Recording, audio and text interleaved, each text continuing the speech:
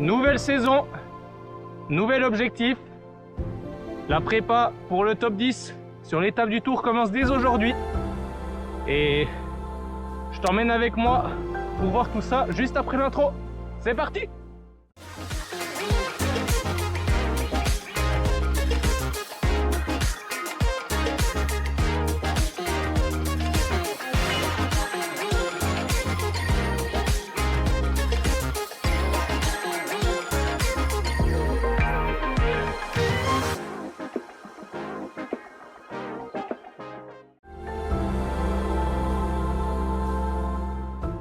Allez, c'est parti. Donc le but de la vidéo de cette semaine, c'est que je te montre comment je planifie ma saison jusqu'à l'étape du Tour qui sera mon gros objectif de l'année. Et ensuite, dans un second temps, je t'emmènerai avec moi sur quelques séances pour te montrer comment je gère la phase de reprise et puis pour te montrer comment j'organise simplement mes séances d'entraînement.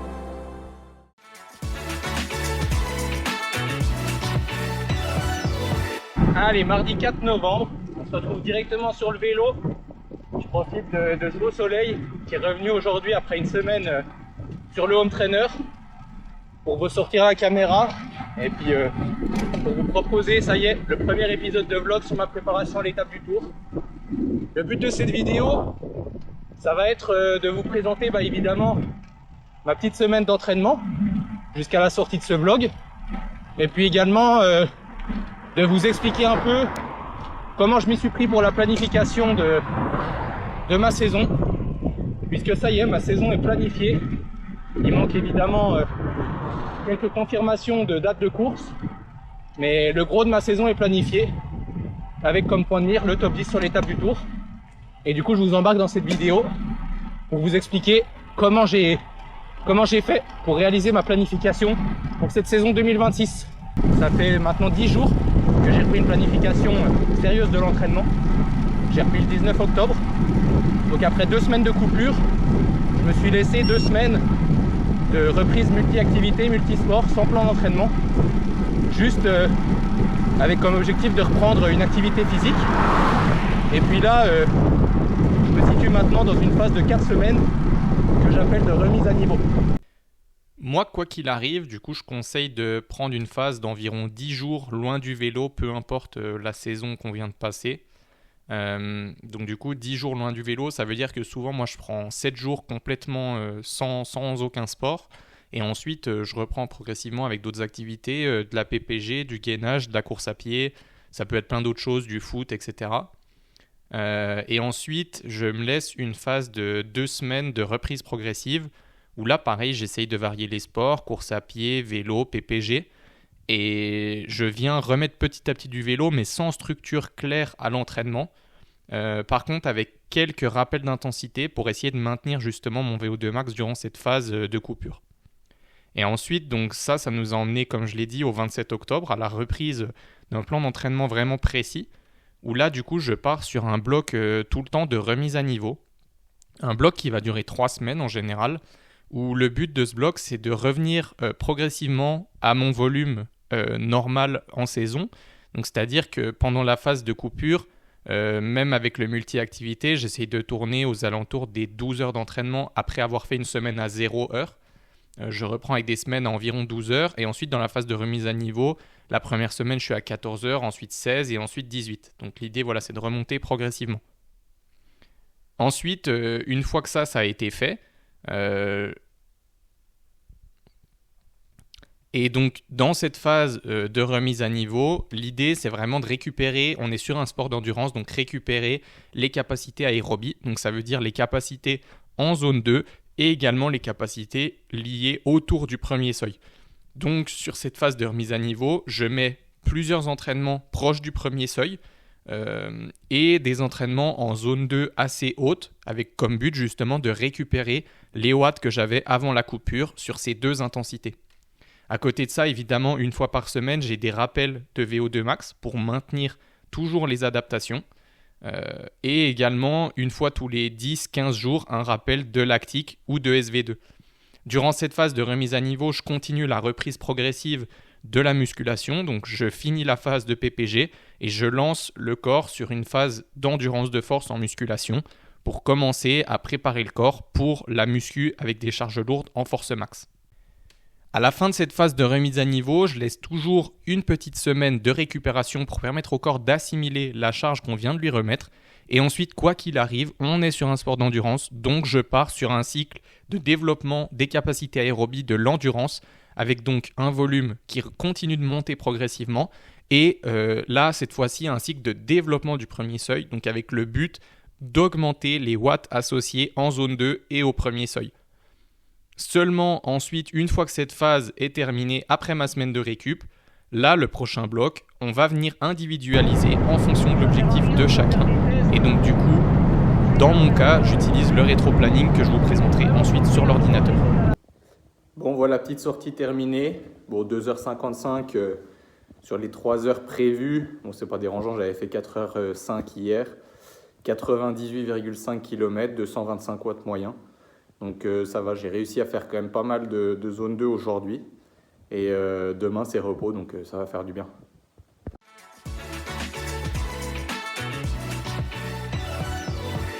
Allez, bon, du coup, on se retrouve directement sur l'ordinateur après que j'ai pu vous expliquer un peu ma logique de planification de base à la sortie de la coupure. Hein. Donc, comme je vous le disais, voilà la coupure jusqu'au 10 octobre. Ensuite, j'ai eu une phase de 2 semaines de reprise. La remise à niveau, comme je vous expliquais, où on est en plein dedans. Et puis ensuite, on partira sur un bloc de SV1 où là, on ira un peu au soleil.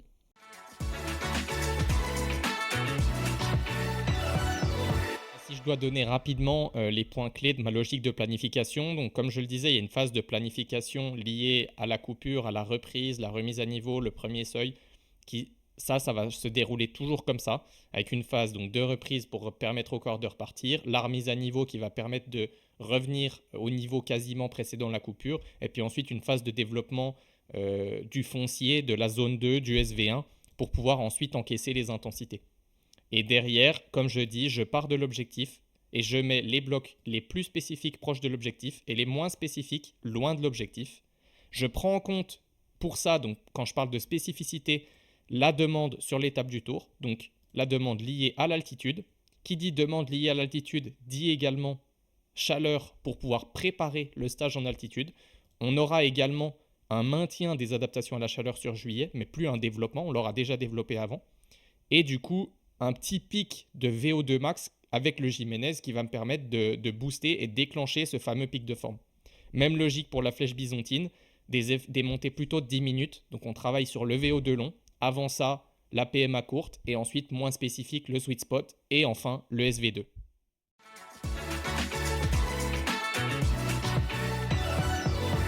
Donc ensuite, la logique, c'est que j'utilise moi le rétro-planning en fait pour planifier ma saison.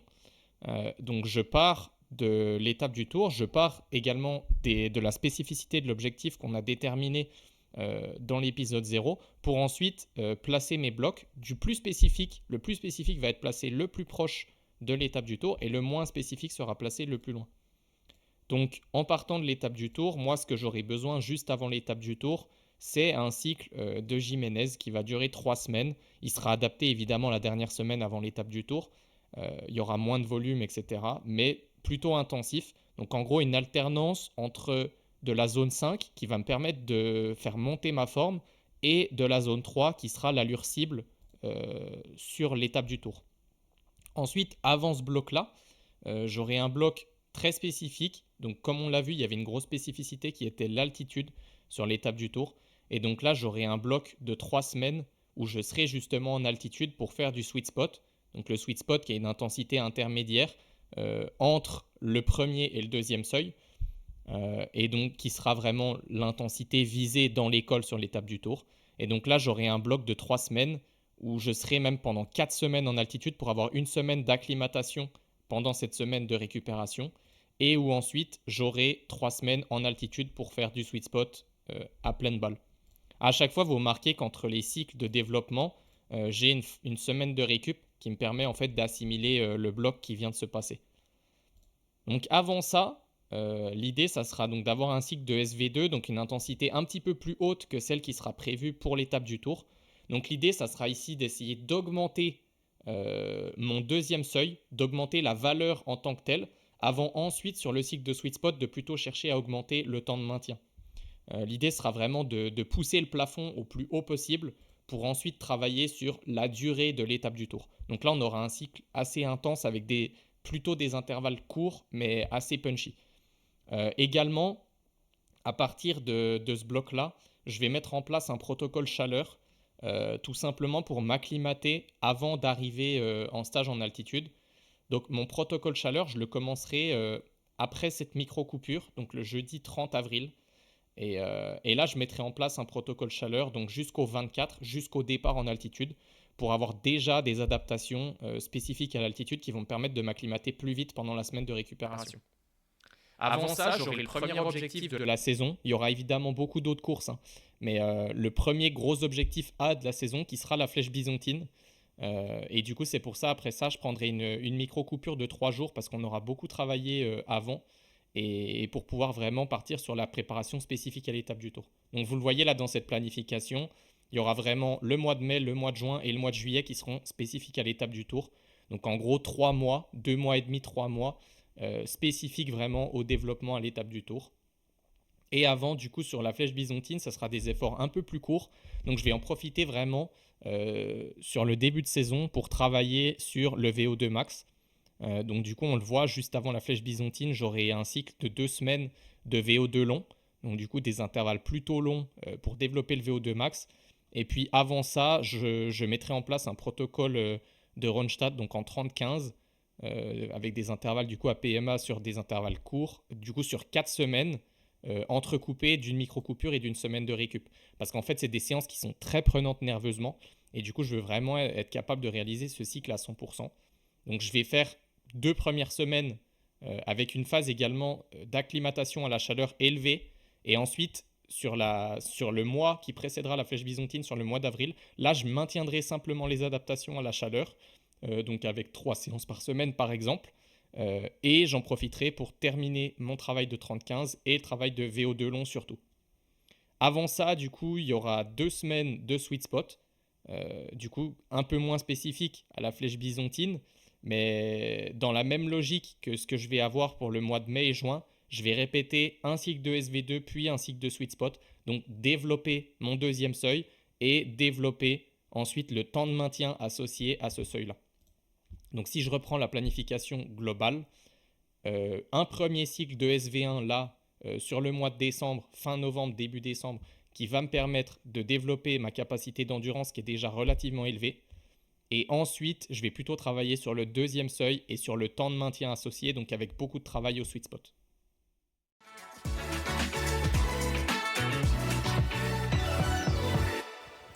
Bon, mercredi 5 aujourd'hui, comme je disais, pas d'entraînement, mais du coup Rémi est à la maison. Donc on va en profiter pour avancer un peu sur les montages des podcasts et puis sur la finalisation du plan de musculation aussi.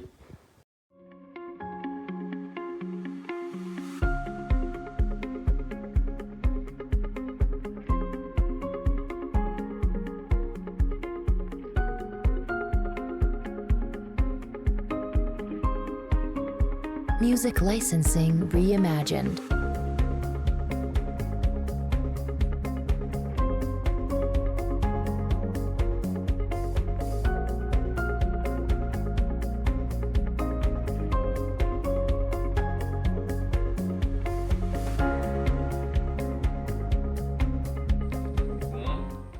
On travaille un peu sur les prochains podcasts. Là, du coup, il y a Rémi qui est à la maison pour 2 jours. C'est bien, ça nous permet de bien avancer sur le montage des podcasts. Et puis voilà, la petite journée off du coup qui va être bien rentabilisée aujourd'hui. Et comme ça me laissera un peu plus de temps pour monter le futur vlog sur les prochaines journées d'entraînement. Bon allez, on est parti, on est jeudi, donc hier il n'y avait pas d'entraînement comme prévu. Là aujourd'hui c'est PMA, donc ça va piquer, hein. Surtout comme j'ai pas roulé hier. Bon, l'idée c'est de faire des rappels, hein, comme je disais, donc sur la PMA on y va relativement pas fort. Donc, là aujourd'hui on va voir, ça va être 3 séries de 9 fois 30-30. Et pour l'intensité, je vais voir parce que les dernières séances PMA que j'ai faites c'était sur home trainer. Donc j'étais à 410 watts. Là on va voir aujourd'hui, je pense que sur la première série on va partir 410, 420. Et puis on verra fait sur les 2 séries d'après. Donc là, la météo est toujours bonne aujourd'hui. On part pour une petite sortie de 3 heures. Et je vais du coup dans un premier temps faire de l'endurance de la zone 2. Je vais essayer de rouler assez fort pendant 1h45, 2h. Je vais me faire une petite boucle jusqu'à arriver dans une bosse où je ferai les exos. Et puis après, on rentrera tranquillement à la maison. Comme ça, on travaille un peu sur la fatigue. Bon les gars, je vous reprends. J'ai à peu près 50 minutes là de vélo. 230 watts moyen. Les jambes sont plutôt bonnes. J'ai à peu près fait la moitié de ce que je vais faire en zone 2 avant les exos. Mais là c'est la grosse galère. En fait j'étais en pleine ligne droite. Et d'un coup j'ai le support de mon compteur et de la caméra qui a rompu net. Donc du coup je me retrouve avec la caméra à la main, le compteur dans la poche. Et ça va être un peu plus compliqué que prévu de vous emmener sur les exos PMA. Les exos, du coup ça va être à la sensation, compteur dans la poche. Et c'est sympa, on pourra analyser comme ça en fin de séance les watts et voir comment j'ai réussi à gérer la séance malgré que j'ai aucun watt d'affiché. Je pense que ça va être compliqué, hein, mais surtout que on est en début de prépa là, donc mes sensations, mes repères sont un peu perturbés. J'ai fait que 2 séances PMA jusqu'à présent, comme je disais, c'était sur Home Trainer. Donc là c'est clair qu'aujourd'hui ça va être chaud de trouver des bonnes sensations, mais on va essayer de gérer au mieux cette séance. Allez, je vous tiens au courant de la suite. Bon voilà, malgré notre petite galère, j'ai pu basculer en Suisse par Mout et le col de Landoneuve. Et là maintenant je vais longer le lac de Joux jusqu'à aller trouver le col du Marché-Rue. Là-bas on devrait trouver un bon terrain de jeu pour pouvoir faire nos 3 séries de 9 x 30-30. Et voilà, j'espère que les sensations seront bonnes. En tout cas là, 1h30 de vélo, 235 watts. Ouais, c'est clair que même sans compteur, c'est assez simple de gérer. Enfin, la zone 2, je la connais vraiment. J'ai plus peur de la gestion sur les 9 x 30-30. Et on va voir ça.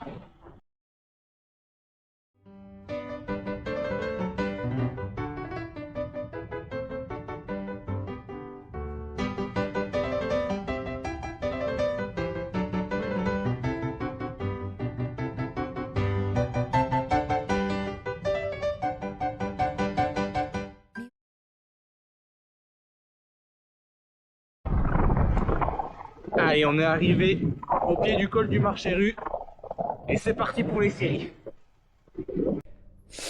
Bon, ça y est, de retour à la maison, donc avec mon support de compteur qui a cassé malheureusement. Donc du coup, j'ai déjà remis l'ancien support en dépannage là, le temps que je puisse recommander un nouveau support. Du coup, 2h46 aujourd'hui, 87 km. Au final, j'ai un peu raccourci la sortie d'une quinzaine de minutes, je les rattraperai demain. Mais parce que la séance s'était mal exportée sur le compteur. Donc au final, j'avais pas de séance programmée, je pouvais pas garder le compteur dans la poche. J'étais obligé de le garder dans la main et de faire les laps de 30 secondes à la main. Donc c'était vraiment pas possible de faire la séance. J'ai fait une série de 30-30 et après au final, du coup, j'ai adapté. J'ai fait d'autres efforts, mais plus en fartlek. Je vais vous montrer après sur l'ordi là. Mais voilà, l'important c'était que cette séance a été planifiée pour faire un rappel de VO2 max. Donc que ça soit des 30-30 ou peu importe, tant que le cardio monte, c'est ça qui est important, tant qu'on a du temps de maintien à une haute fréquence cardiaque.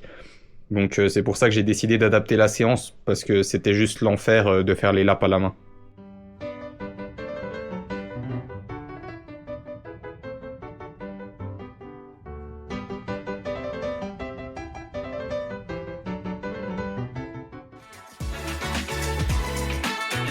Allez, vendredi 7 novembre, on se retrouve directement en plein intervalle de premier seuil.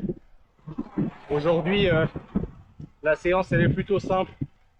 3h15 de vélo, 2 fois 30 minutes, aux alentours des 80% de ma FC Max. Donc là j'ai déjà 19 minutes du premier intervalle, 280 watts. Donc voilà, une vingtaine de watts en dessous de ce que je peux faire au mieux en 2025. Mais voilà, on se donne le temps, on écoute le corps et les sensations pour reprendre la forme petit à petit. Allez, fin du premier intervalle, 30 minutes, 280 watts, 158 battements par minute. Donc pile 82% de ma FC Max. Et donc là, je viens de passer la frontière et on va gentiment basculer le col de la Gévrine.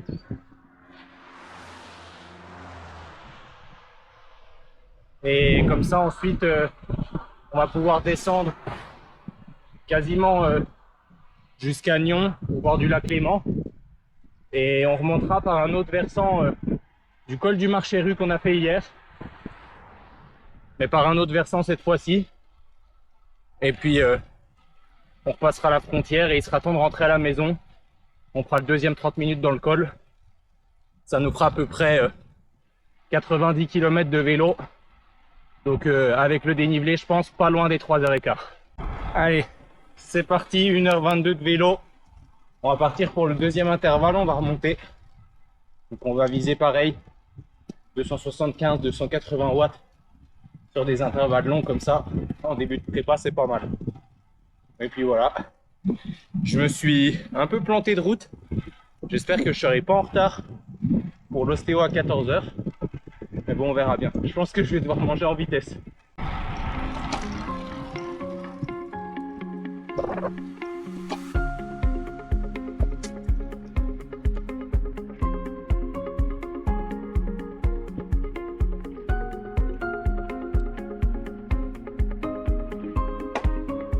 Music. Allez, 15 minutes de fait dans le deuxième intervalle. 290 watts de moyenne. 156 pulses. On dirait que le petit déj a bien été digéré.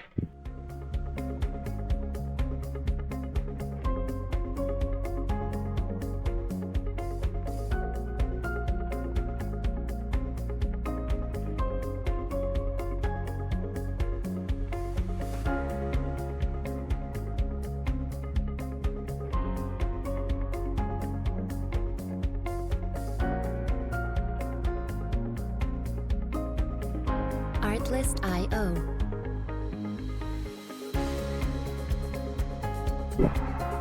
Bon voilà, le deuxième intervalle est plié. Je reprends maintenant qu'il y a un peu moins de vent. Et ouais, 286 watts pour la même fréquence cardiaque, 1 BPM de moins que le premier intervalle. Donc je pense que ouais, là mon premier seuil actuellement il se situe aux alentours des 285 watts. En tout cas, enfin, ce que je considère comme étant mon premier seuil ventilatoire. Donc ouais, 15 watts encore à rattraper, 10. Je me surestime peut-être en disant que les séances passaient à 300 watts. C'était plutôt 295. Donc voilà, c'est de bon augure. Moi écoutez, je vais rentrer tranquillement, il me reste 35 km. Et je vous prendrai cet après-midi après ma séance d'ostéo pour pouvoir analyser un peu justement les deux dernières séances. Celle de PMA d'hier et le premier seuil d'aujourd'hui. Et ensuite, normalement, je vais voir avec mon ostéo, mais demain, je devais faire 3 heures. Mais je risque d'annuler la séance, bien que tout se mette en place, le travail qu'on va faire avec l'ostéo cet après-midi. Et donc, je prendrai une micro-coupure, samedi, dimanche off.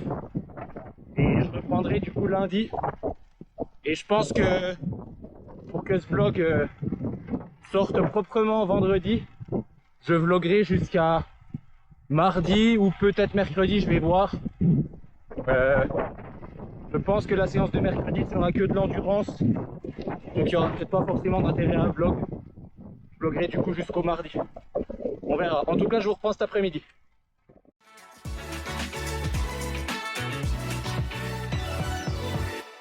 Bon, du coup, voilà, comme convenu à la fin de ma séance de premier seuil, on se retrouve sur l'ordinateur pour analyser un peu la semaine d'entraînement.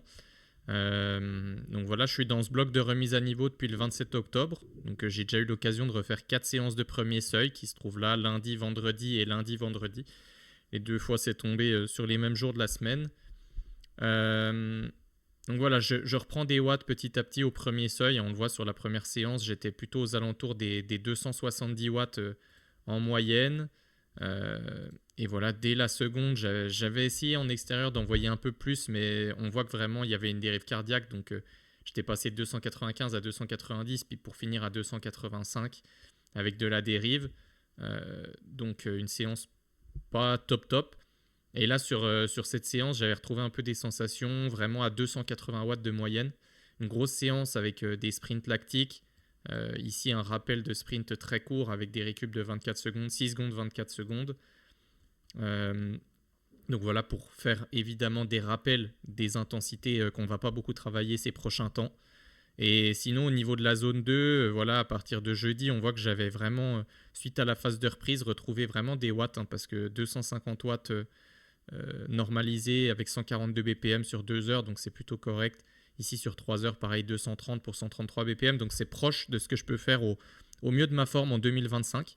Donc c'est vraiment très encourageant. Et puis sur le premier seuil, on continue de récupérer des watts petit à petit, là sur des intervalles longs de 30 minutes, 280-285 watts. Donc on va terminer la semaine prochaine ce bloc de remise à niveau avec un rappel de SV2 et un rappel de PMA toujours dans la semaine. On a eu notre rappel de PMA également jeudi. Donc sur la séance, comme j'avais dit, elle ne s'était pas déroulée comme prévu. Mais du coup, j'avais pu réaliser un effort de 6 minutes environ à 390 watts. Donc qui avait fait monter la fréquence cardiaque. Et puis après, j'avais enchaîné pareil 3 efforts là sur 2 minutes 30 environ avec des récup faibles entre chaque effort. Donc dans l'optique de faire monter la fréquence cardiaque, parce que si vous ne vous rappelez pas, j'avais plus de compteur, il était dans la poche. J'avais prévu du coup séance samedi, mais comme j'ai eu ostéo vendredi, on a préféré laisser 2 jours de repos complet. Et du coup, je reprendrai l'entraînement à partir de demain, histoire que les adaptations se mettent bien en place et qu'on ne redéplace pas tout juste après la séance. Donc moi, le vlog va s'arrêter ici. Et du coup, à partir de la semaine prochaine, donc sur les 2 prochaines semaines, je vais vous vlogger et ça sortira le 28 novembre. Donc on va rentrer vraiment dans le vif du sujet du format vlog, puisque jusqu'à maintenant, on est sur des vidéos avec quand même à chaque fois un fond pédagogique. Là, on va vraiment rentrer dans le format vlog. Et du coup, d'ici que ces vidéos sortent, j'espère qu'en tout cas, les 2 premières vous auront plu. Et n'hésitez pas à vous abonner si vous attendez avec impatience les prochaines vidéos. Et d'ici là, portez-vous bien. À la prochaine.